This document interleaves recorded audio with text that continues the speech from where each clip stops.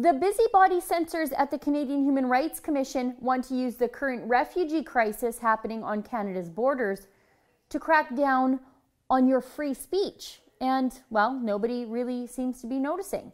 Let me read to you directly from a statement released by the Chief Commissioner of the Canadian Human Rights Commission, a woman named Marie-Claude Landry.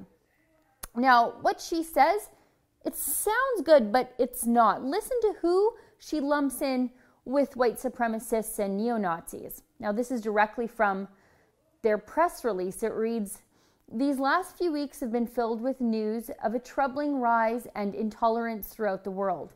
Terror attacks in Europe, alt-right protesters in the United States, white supremacist rallies being held in cities across Canada, and organized groups protesting the arrival of refugees. We continue to see human rights tested every day around the world." Hold on a minute there. Did you catch that?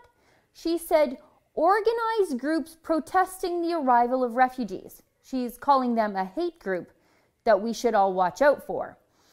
But it gets worse. Later on in the same press release, the Canadian Human Rights Commission says that they are calling on the federal government to deploy resources to support communities looking to counter the rise in hate in Canada.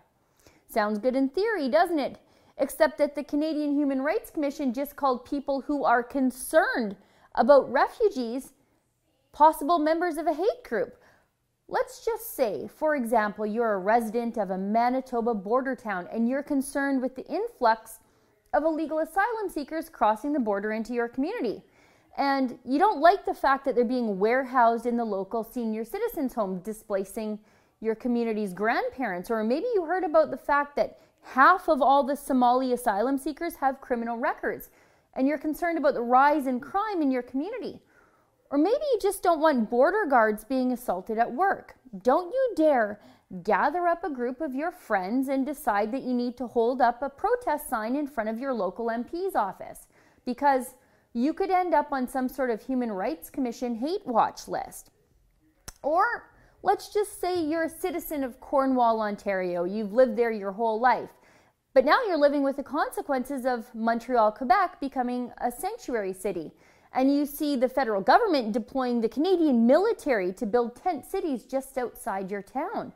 And you're getting no answers. And you can't deal with the noise. And now you're worried about what this will do to your property value. Well, don't you dare form a Facebook chat group where you and your friends try to search for answers. The Canadian Human Rights Commission might consider you to be a member of a hate group. Or maybe you're a citizen of Edmonton, Alberta, and you're mortified that even after seeing what's happening in Cornwall and Montreal and on the Manitoba border, that your city would even dare consider becoming a sanctuary city, offering services your tax dollars pay for to people who are in your city and your country illegally. You're concerned that our social services are already overburdened by people who are here legally, suffering through a downturn in the local economy.